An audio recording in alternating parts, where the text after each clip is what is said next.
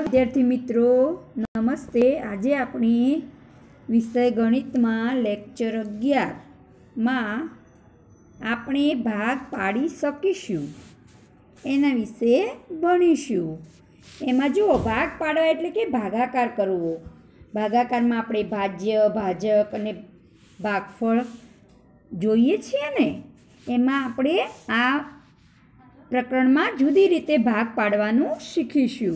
दरेक जूथ में केटला छे जुओ तमने चित्र सानुं आप्युं छे पतंगियानुं आप्युं छे ने। हाँ पतंगियानुं चित्र आप्युं छे। हवे तमारे आ पतंगिया गणवाना छे। चलो गणीशुं 1 2 3 4 અને 5 અને बीजा जूथ में केटला पतंगिया छे 1 2 3 4 અને 5 5 ने 5 केटला थाय 10। तो केटला पतंगिया छे 10 पतंगिया छे। केटला जूथ छे एक जूथ अने बे जूथ। बे जूथ में 10 पतंगिया। दरेक जूथ में केटला पतंगिया तो दरेक एटले एक जूथ में केटला पतंगिया छे तो 5 पतंगिया छे ने। हाँ जूथ 2 एक जूथ में 5 पतंगिया अने 2 जूथना थईने कुल 10 पतंगिया। ओके विद्यार्थी मित्रों, हवे आपणे पेज नंबर 161 पर जोईशुं। जुओ अहीं तमने एक पान आप्युं छे अने एना उपर ईयळो आपी छे। ईयळ हवे आ ईयळ आपणे गणवानी छे। हाँ केटला पान छे 3 जूथमां छे ने। हाँ जूथ केटला 1 2 અને 3 बराबर। हवे एक पान पर केटली ईयळ छे तो जुओ 1 2 3 4 5 6 અને 7। एक जूथ में केटली ईयळ छे 7।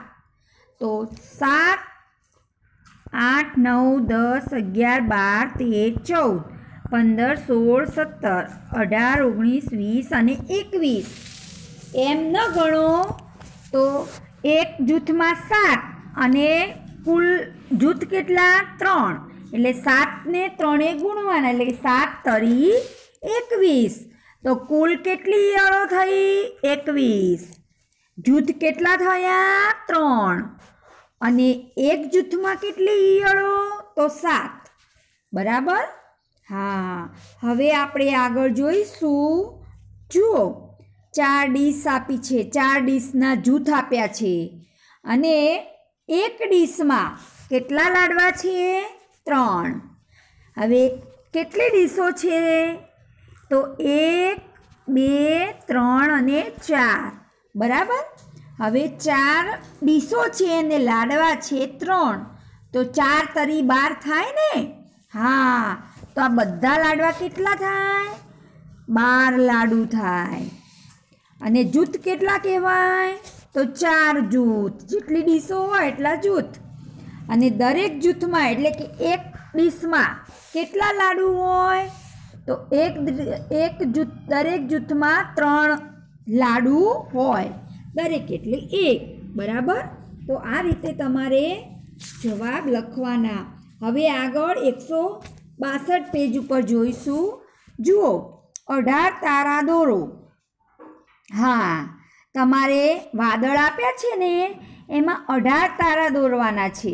बे बाजुए तमारे तारा दोरवाना। जुओ 1 2 3 4 5 6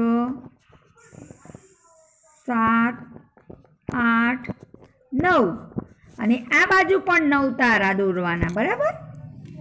हाँ 1 2 3 एम करी 9 तारा तमारे दोरवाना। हवे जुओ 18 तारा दोर्या छे बराबर। तमने तेमने 2 सरखा जूथ में वहेंचो तो 18 तारा होय एने 2 जूथ में वेचवा होय तो 18 ने 2 वडे भागवा पड़े एटले 2 9 18। तो दरेक जूथ में केटला तारा होय 9। तो बंने जूथ होय एमां 9 तारा थाय 2 9 18। हवे जुओ 18 મણકા દોરો. બરાબર. હવે તમને 3 સરખા જૂથમાં વહેંચો તેમને. તો હવે તમને 3 માળા આપી છે ને? હા, 3 માળામાં તમારે 18 મણકા વહેંચવાના છે. તો આપણે 3નો ઘડિયો બોલવાનો. બોલો તો. 3 એકા 3, 3 દુ 6, 3 તરી 9, 3 ચોક 12, 3 પંચા 15, 3 છંગ 18. 3 છંગ 18. માળા 3 છે. દરેકમાં 6 મણકા કરવાના. કેટલા કરવાના? 6. 1, 2, 3, 4, 5, 6, 7, 8, 9, 10, 11, 12, 13, 14, 15, 16, 17, 18. તો દરેકમાં 6 મણકા આવે.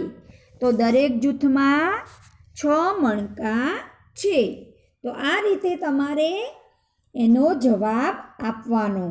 ઓકે વિદ્યાર્થી મિત્રો, હવે આપણે પેજ નંબર 163 ઉપર જોઈશું. એમાં દાણાને ચણો. જુઓ, તમને એક ઉડતી ચકલી બતાવી છે, દાણા લઈ જતી. અને અહીં તમને 4 પક્ષી આપ્યા છે ને? હા, માતા પંખી 12 દાણા લાવે છે. આ માતા છે અને આ તેના બચ્ચા છે.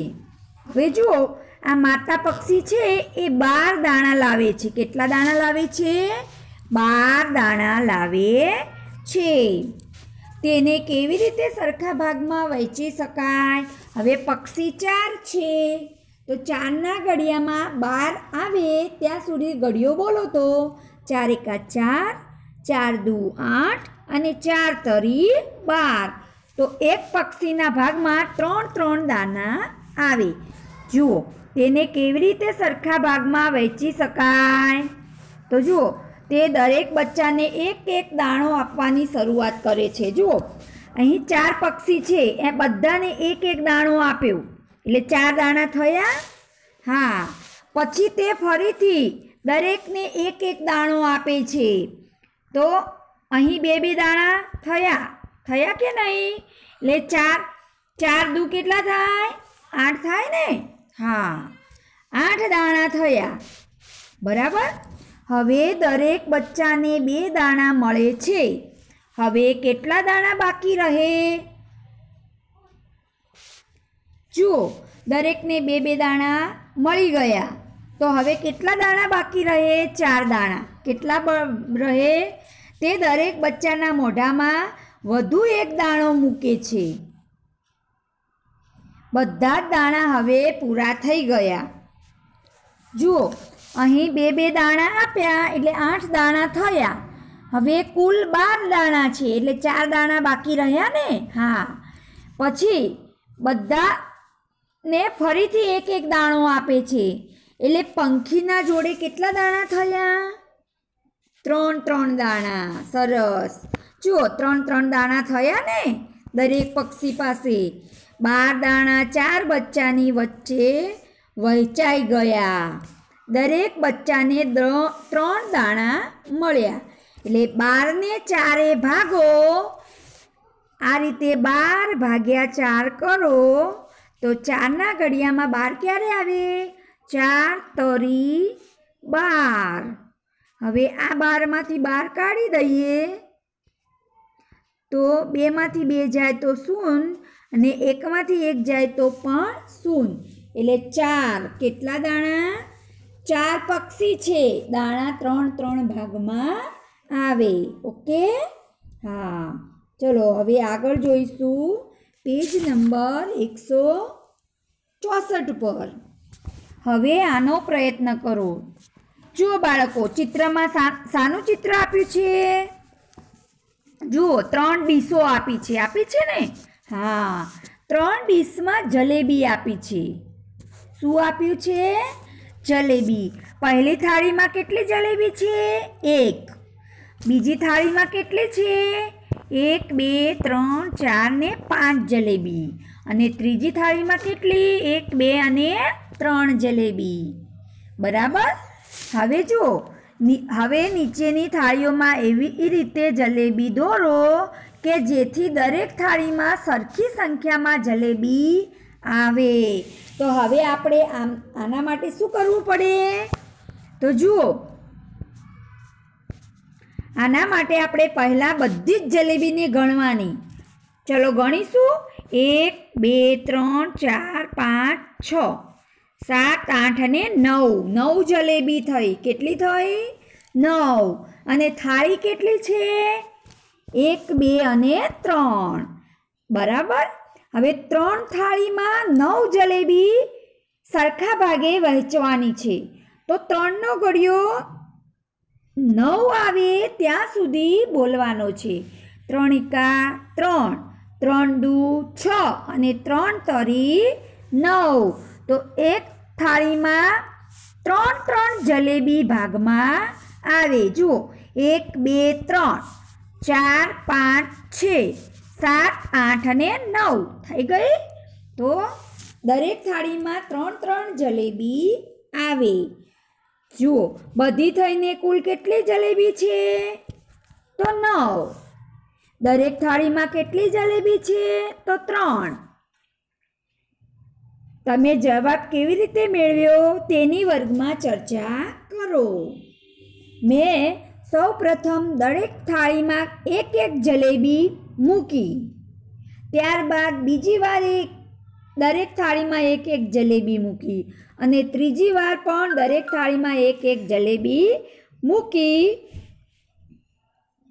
દરેક થાળીમાં સરખી સંખ્યામાં જલેબી આવી અને મેં આ રીતે જલેબી ગોઠવી. ધન્યવાદ.